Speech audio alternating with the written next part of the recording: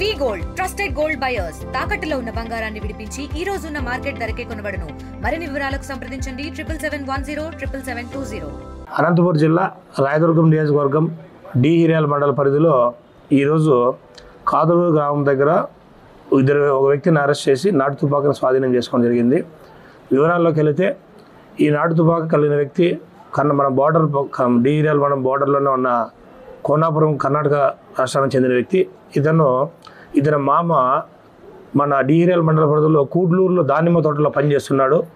ఆ తోటలో ఈ ఎలుగుబంటులు ఎక్కువ దాకిడయ్యి పంట నష్టం జరుగుతున్న ఉద్దేశంతో తన అల్లుని చెప్తే టబాకాయలు కాల్చినా కూడా పంట నష్టం ఎక్కువ జరుగుతుంది, దానివల్ల ఇబ్బందిగా ఉంది అని చెప్పి వీళ్ళకు తుపాకీ ఉంటే ఎవరైనా తీసుకురామంటే కోనాపురం గ్రామానికి చెందిన బస్సు అనే వ్యక్తి దగ్గర తుపాకీని తీసుకొని తన మోటార్ సైకిల్లో ఈరోజు కూడ్లూరు గ్రామానికి వస్తుంటే దారిలో మాకు వచ్చిన సమాచారం మేరకు వాళ్ళు పట్టుకొని అరెస్ట్ చేయడం జరిగింది.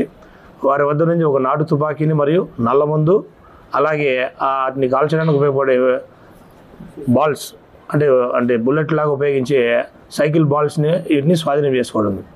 విచారిస్తే వాళ్ళలో నాటు తుపాకీ ఎటువంటి అనుమతులు లేవు, పర్మిషన్ లేవు, పత్రాలు కూడా ఏం లేవు. కాబట్టి ఎవరైనా సరే అక్రమంగా నాటు తుపాకులు కానీ ఎక్స్ప్లోజివ్స్ కానీ ఏమైనా కలిగి ఉంటే అది చట్టరీత్యా నేరము అని మీ అందరికీ ప్రజలందరూ తెలియజేస్తున్నాను.